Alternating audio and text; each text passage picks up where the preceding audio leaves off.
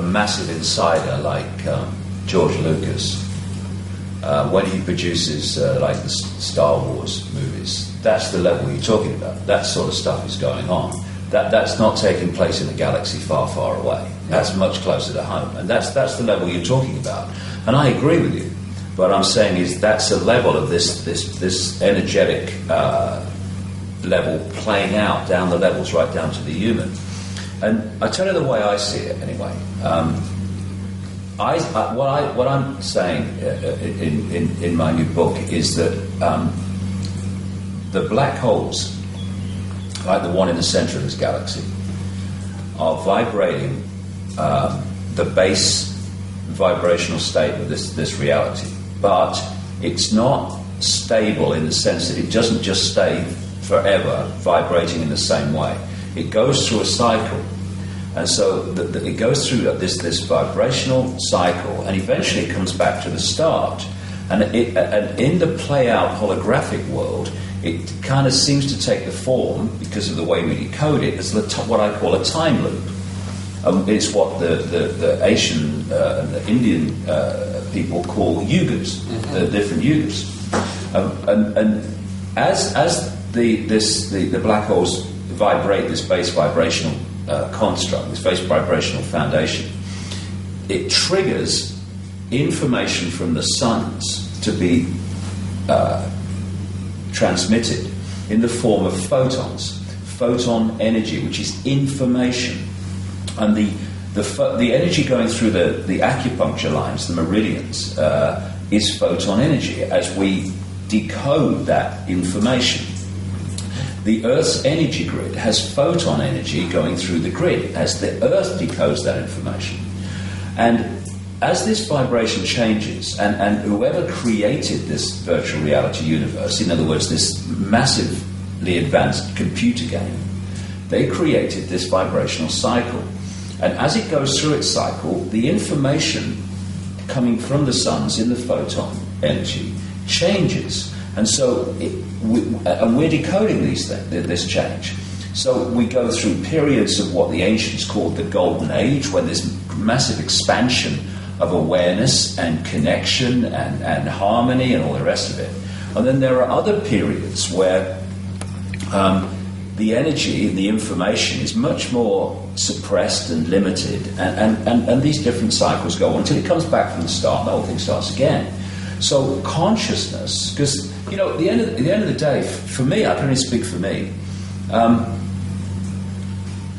When we are at the realm of consciousness, pure consciousness, we see this whole game completely different.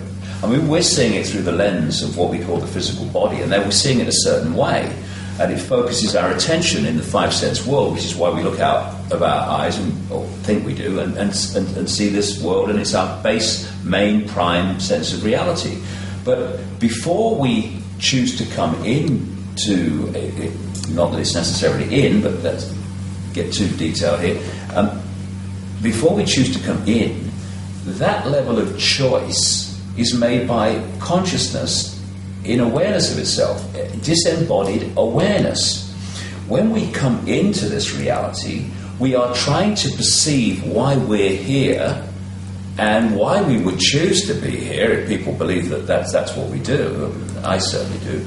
We're trying to understand the choice through the limited lens of the body, a choice made when we were in a state of consciousness. It's like the Oracle in the Matrix, where she says, you've not come here to make the choice, you've already made the choice.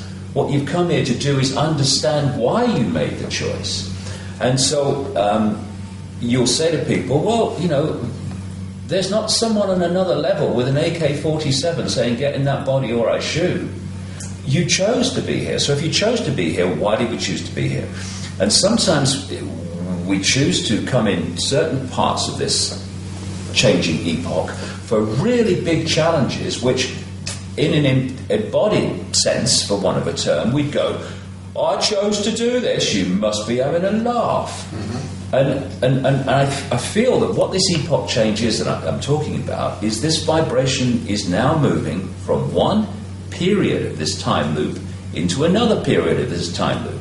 And through this period of suppression of what we would call darkness and limitation and control, a certain consciousness, because the base state was so applicable and supportive of it, has been dominant. But now, as this, we go into this another epoch of a greater expansion, the vibrational foundation of this reality is no longer, increasingly by the hour and by the day, supportive of that awareness, consciousness in all its forms, whether it's alien in spaceships or whether it's pure consciousness or whether it's humans manipulating humans. It's no longer supportive of that awareness. And as we move further and further through the cusp, where there's a changeover and both are active like we are now, into where the new epoch energy will be the dominant one, as that has been up to this point, then that which has been manipulating here will not be able to manipulate there, because the energetic environment will not be in any way conducive to it. What we've got now, and this comes back to your point about this kind of military war going on the kind of Star Wars level of it, and I absolutely agree with you, is that because we're in the changeover, this stuff is now, we're getting both, and the tussle is on. Because up to this point, what you would call the dark forces, the manipulative, controlling forces, they've been playing at home. They've been the dominant force. Now it ain't happening anymore. There's something else is coming in. So we've got this war going on. And it's not that this level of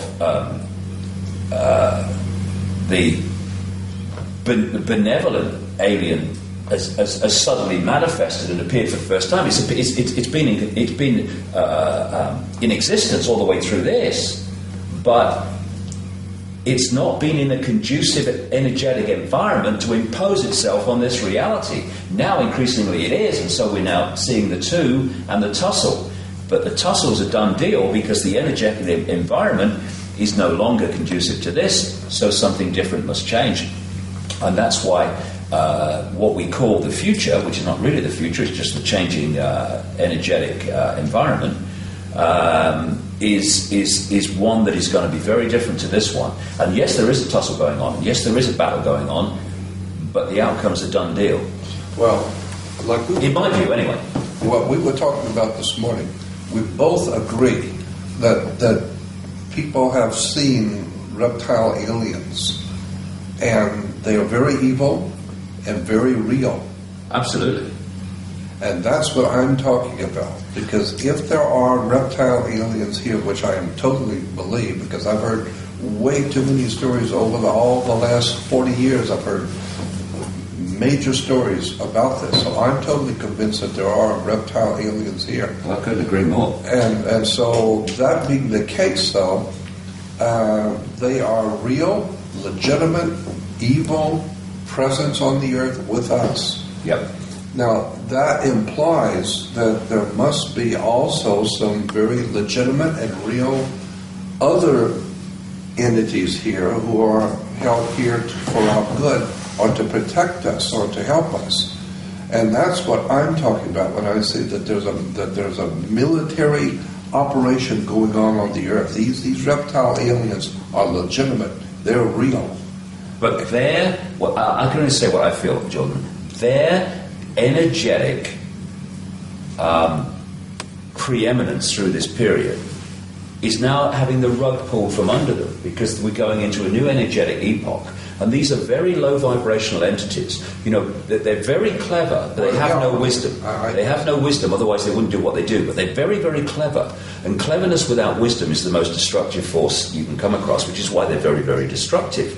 And so they have been clever, and they've used technology and stuff. Which, you can get very advanced technology in these intellectual states.